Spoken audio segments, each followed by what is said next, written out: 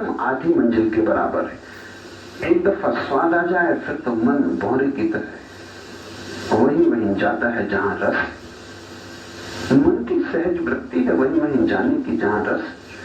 तुम्हें रस नहीं आया अभी, इसलिए तुम ठोक पीट करते हो बहुत कि मन को धक्का दो, कि ध्यान लगाओ, ईश्वर का स्मरण करो, और वो कहता चलो बाजार, क्यों समय खराब कर रहे हो, इतनी देर में कुछ कमा ही लेते, और फिर ये बाद में कर लेना, जल्दी भी क्या है, जब समय हो तब कर लेना, अभी दुकान का समय है, दफ्तर का समय।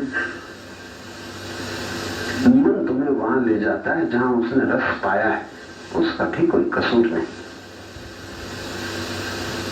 एक बार तुम्हें रस आ जाए भीतर का, तुम पाओगे मुश्किल हो जाता है बाहर आओ। अभी भीतर जाना मुश्किल, तब बाहर आना मुश्किल हो जाता।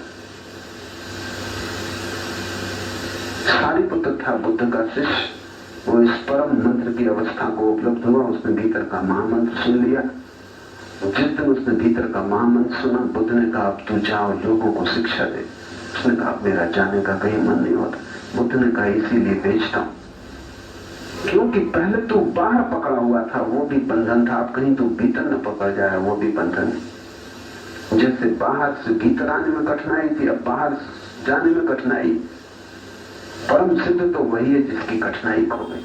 वो बाहर भीतर ऐसे आता जैसे हवा का झोंका आता जाता, न बाहर आने में कोई अड़चन है, न भीतर जाने में कोई अड़चन। बाहर बाहर नहीं है, अब भीतर भीतर नहीं है, दोनों एक हो गए। तुम अपने घर के बाहर जैसी सरलता से आ जाते हो, जैसी सरलता से भीतर चले जाते हो, ऐसे ही ये जीवन तुम्हारा घर है, इसके बाहर और भीतर आने में कठिनाई नहीं होनी चाहिए। तो कुछ है जो आसक्त है संसार से, फिर कुछ है जो आसक्त हो जाते हैं आत्मा से। दोनों आसक्त हैं, दोनों बंधन में परम मोक्ष फलित नहीं हुआ। ज्ञानी वही है जिसका अब कोई बंधन नहीं, न बाहर न